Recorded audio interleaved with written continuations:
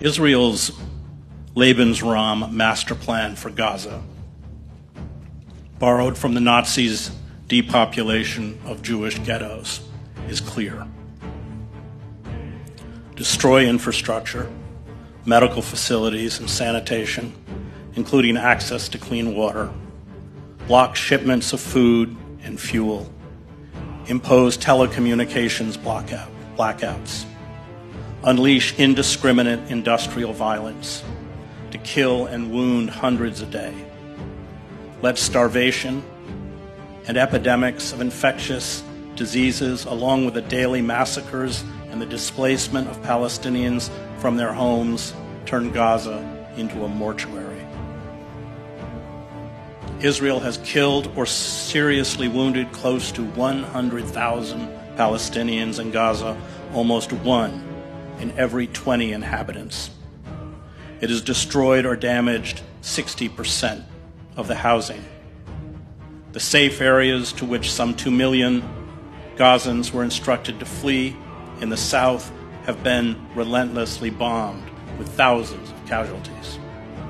Palestinians in Gaza now make up 80% of all the people facing famine or catastrophic hunger worldwide, according to the UN.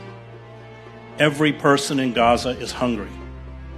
A quarter of the population are starving and struggling to find food and drinkable water. Famine is imminent.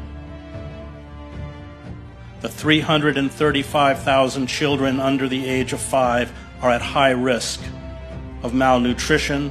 Some 50,000 pregnant women lack health care and adequate nutrition.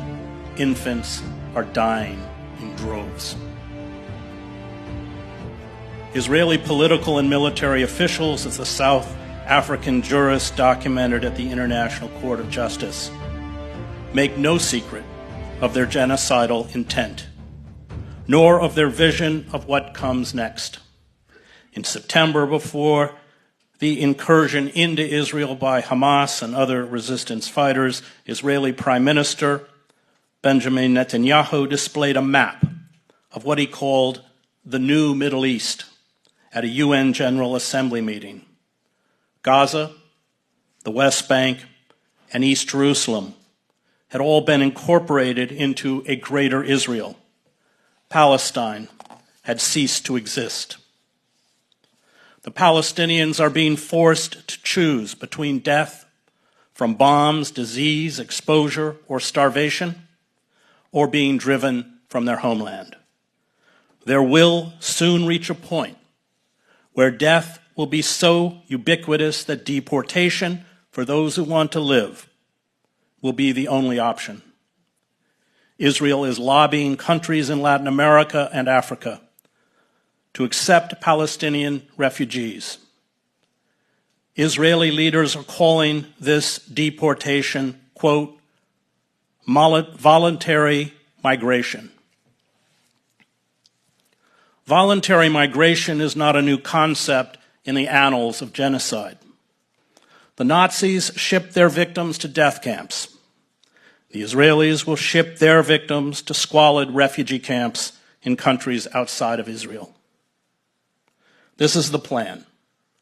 No one, especially the Biden administration, intends to stop it.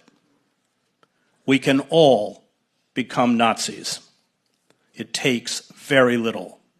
And if we do not stand in eternal vigilance over evil, our evil, we become like those carrying out the mass killing in Gaza, monsters.